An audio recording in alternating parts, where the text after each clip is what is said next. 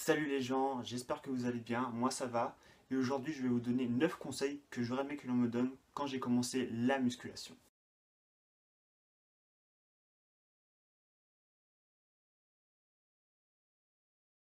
À moins que vous ne soyez un débutant de la salle et que vous tiriez profit de l'avantage de ces gains musculaires, vous ne pouvez pas perdre du poids et construire du muscle en même temps. D'un côté, la perte de poids est engendrée par un déficit calorique, tandis que la prise de muscle demande un surplus calorique par rapport à votre apport quotidien.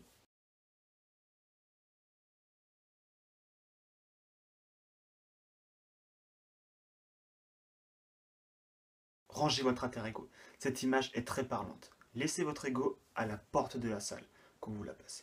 Ne faites pas les choses à moitié durant votre entraînement. Faire des demi-répétitions équivaut à se tirer une balle dans la jambe. Vous ne sollicitez pas votre muscle dans son intégralité.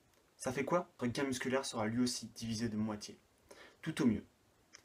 La plupart du temps, il sera inexistant. Rangez votre alter-ego, soulevez moins lourd, mais soulevez bien. C'est vraiment la clé pour prendre du muscle. Squatter 10 répétitions de 100 kg en pleine amplitude de mouvement est bien plus impressionnant et efficace que de soulever 150 kg à moitié. Pensez-y.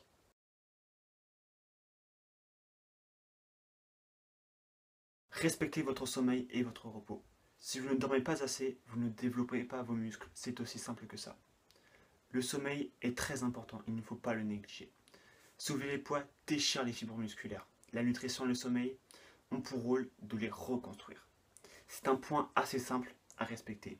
D'ailleurs, il n'y a pas que le sommeil à prendre en compte, mais aussi le repos. Prenez un jour de repos minimum chaque semaine où vous ne ferez aucun entraînement musculaire.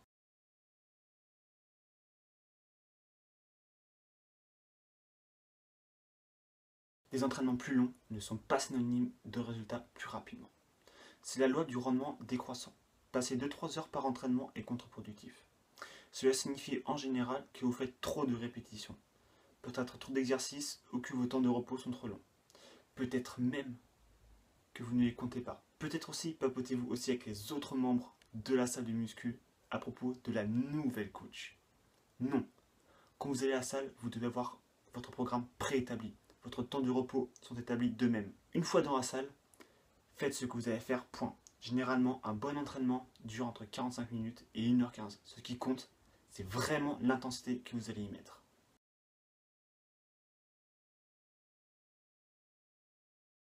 N'hésitez jamais à demander de l'aide ou de l'assistance. Cela peut paraître con, mais on a toujours un peu peur de demander aux autres de s'assurer au début. Pourtant, quoi de mieux? Vous avez tout à y gagner.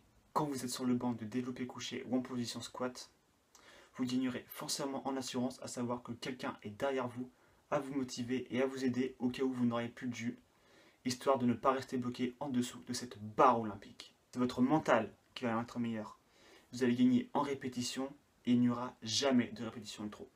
Car la personne derrière vous insufflera l'énergie d'aller au bout. En plus, cette personne peut vous donner des conseils sur votre technique. Il n'y a que du bon, ne soyez pas timide, donc demandez.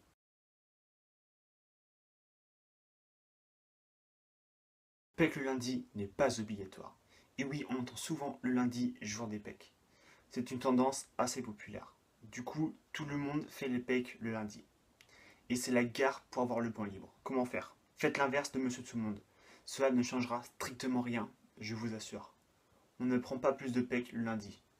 C'est pour ça, moi je fais les pecs le mardi, comme ça, quasiment tous les bancs de pecs sont libres. Donc, ne les faites pas le lundi.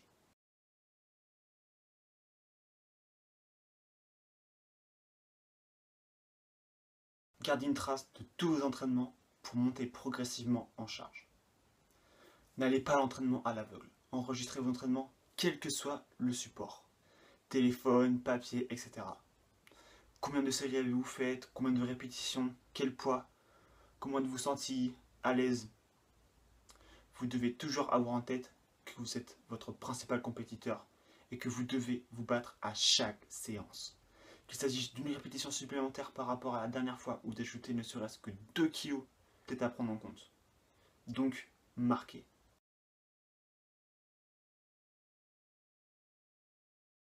Vous prendrez de moins en moins de muscles. Votre première année de musculation va sans doute vous être la plus fructueuse. Mais le revers de la médaille, c'est que cette progression va ralentir. Malheureusement, ceci est inévitable.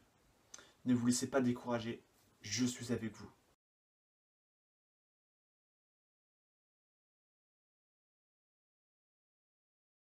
Ne négligez jamais l'échauffement, la flexibilité ni les étirements. Les blessures musculaires sont souvent le fruit d'un manque de flexibilité. Le fait de vous étirer régulièrement améliore cette flexibilité. Votre corps, surtout vos muscles des épaules, vous remercieront. Commencez toujours une séance par un bon échauffement adapté au groupe musculaire que vous allez travailler. À la fin de votre séance, prenez 5 minutes pour vous étirer pour éviter les courbatures. Et voilà, c'est la fin de cette vidéo sur les 9 conseils. Allez, à plus tard les gars. Tchou tchou.